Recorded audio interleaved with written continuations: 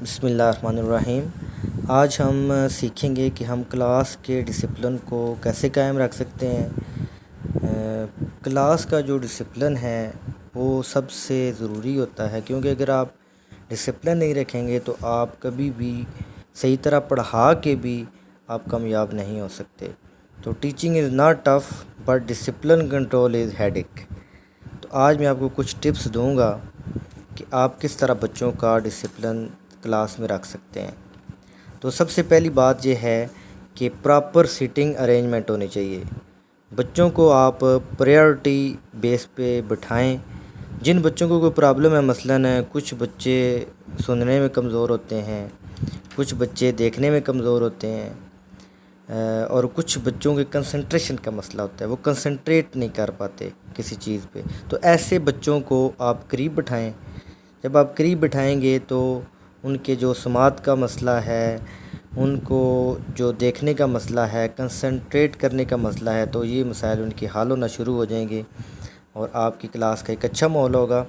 اس کے بعد جو بچے پرابلم کریٹ کرتے ہیں کلاس کے لیے، تو ان بچوں کے لیے یہ ہے کہ آپ ان کو شفل کر کے بٹھائیں۔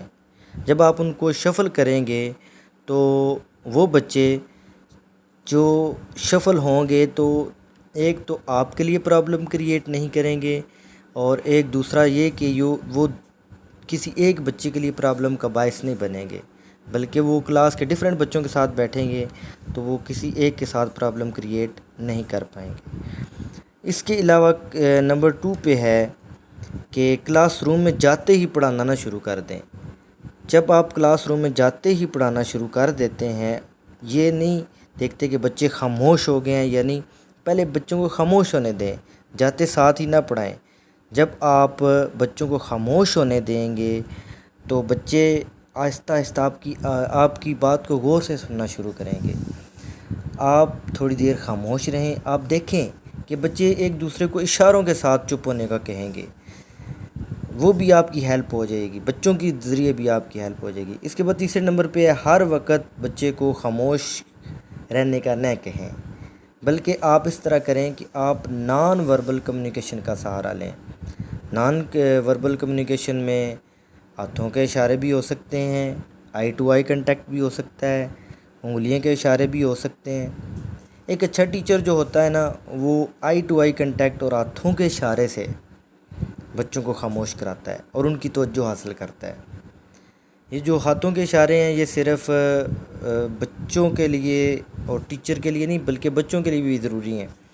اب دیکھیں کہ اگر آپ بچے کو سکھاتے ہیں کہ اگر آپ ایک انگلی سے اشارہ کریں تو اس کا مطلب ہوگا کہ آپ نے واش روم جانا ہے، 2 انگلیوں کا اشارہ کریں گے تو اس کا مطلب یہ ہوگا کہ آپ کو ٹیشو پیپر چاہیے، اور اگر 3 انگلیوں کا اشارہ کریں تو اس کا مطلب یہ ہوگا کہ بچے کو پینسل چاہیے، اگر 4 انگلیوں کا اشارہ کرے تو اس نے پانی کے لیے جانا ہے، اور اگر 5 انگلیوں کا اشارہ کرے تو کوئی کوسچن کر رہا ہے۔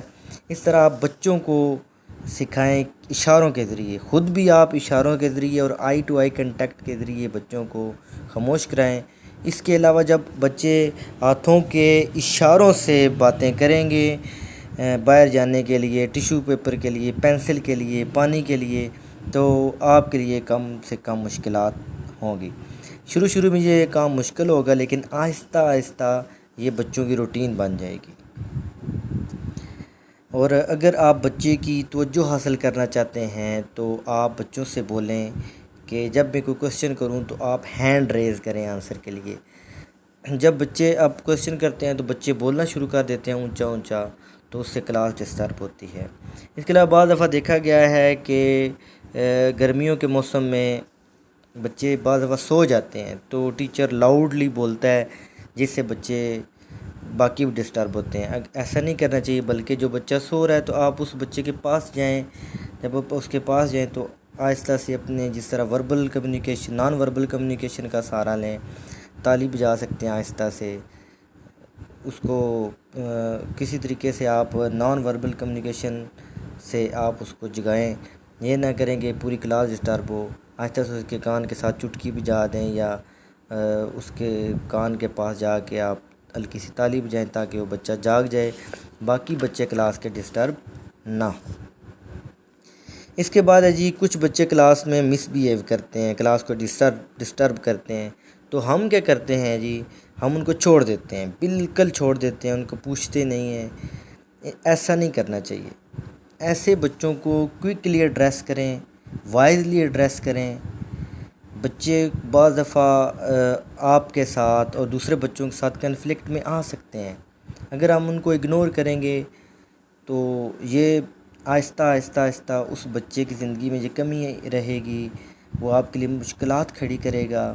ایسے بچوں کو آپ بریک ٹائم بلائیں، آپ ان کو اسٹاف روم میں بلائیں، ان کے ساتھ ایسے بات کریں کہ آپ ان کے ہمدرد ہیں، آپ ان سے پازیٹیو رہیں۔ یہ نہ ہو کہ آپ ان کو اسٹاف روم میں بلائیں یا ان کو بریک ٹائم بلائیں تو آپ ان سے اونچا اونچا بات شروع کر دیں۔ ایسے بچوں کے ساتھ آپ پازیٹیو رہیں۔ اس کے بعد ہے جی پڑھاتے ہوئے آپ جو وائس یوز کرتے ہیں اس کو آپ بہت اونچی وائس نہ استعمال کریں، بلکہ درمیانی سی وائس یوز کریں۔ جب آپ بہت اونچی وائس یوز کرتے ہیں تو اس سے کیا ہوتا ہے کہ آپ تھوڑی دیر بعد تھک جاتے ہیں۔ جب آپ تھوڑی دیر بعد تھک جاتے ہیں تو جو آپ کی وائس ہوگی بچی اس وائس کو کاپی کرتے ہیں تو بچے پھر اونچا بولیں گے، جس سے کلاس کا ماحول خراب ہوگا۔ لاسٹ میں سب سے اہم بات کہ سب مسائل حل ہو سکتے ہیں اگر آپ سبق کی تیاری بالکل ٹھیک طریقے سے کر کے جائیں۔ اگر آپ بچے کو ٹھیک طرح سے اپنا نالج دیں گے، آپ بچے کو ایکٹیویٹیز کرائیں گے تو اس سے بچے بور نہیں ہوں گے۔ جب بچے بور نہیں ہوں گے تو وہ ڈسٹرب نہیں کریں گے۔ اگر آپ کی پلاننگ نہیں ہوگی تو وہ بچے آپ کو ڈسٹرب کریں گے۔ یہ کچھ طریقے تھے کلاس مینجمنٹ کے، تو ان کو انشاءاللہ اپنائیں۔ آپ دیکھیے